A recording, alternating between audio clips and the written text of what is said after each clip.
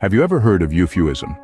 A term that rings with echoes of the past, Euphuism is a distinctive style of English prose that emerged during the Elizabethan era.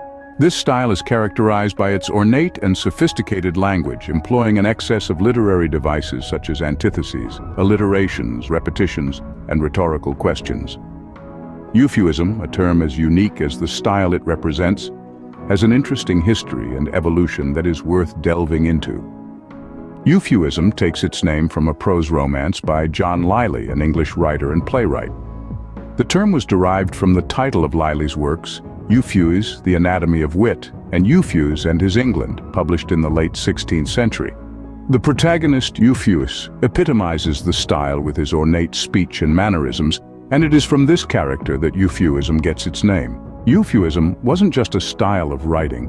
It was a phenomenon that swept across the Elizabethan court in the 1580s. It was fashionable, a trend that the literate and the learned aspired to. It was a way to display classical learning and remote knowledge of all kinds, a platform to showcase one's erudition and eloquence. However, like many trends, Euphuism had its critics. Some found the excess of literary devices and the overcomplicated language to be more of a hindrance than a help in communication.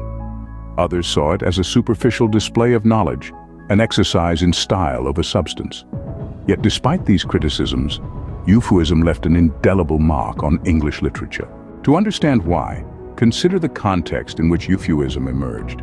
The Elizabethan era was a time of exploration and expansion, of questioning and discovery.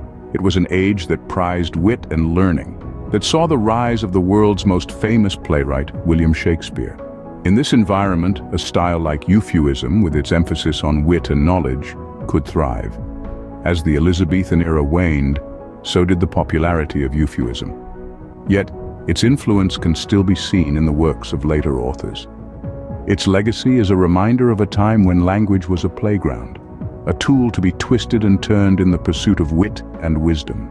In summary, Euphuism is a unique style of English prose that originated in the Elizabethan era. It is characterized by its ornate and sophisticated style, employing an excess of literary devices such as antitheses, alliterations, repetitions, and rhetorical questions. Named after the protagonist in John Lyly's works, Euphuism became a fashionable trend in the 1580s, especially in the Elizabethan court. Despite criticisms, it left a lasting influence on English literature.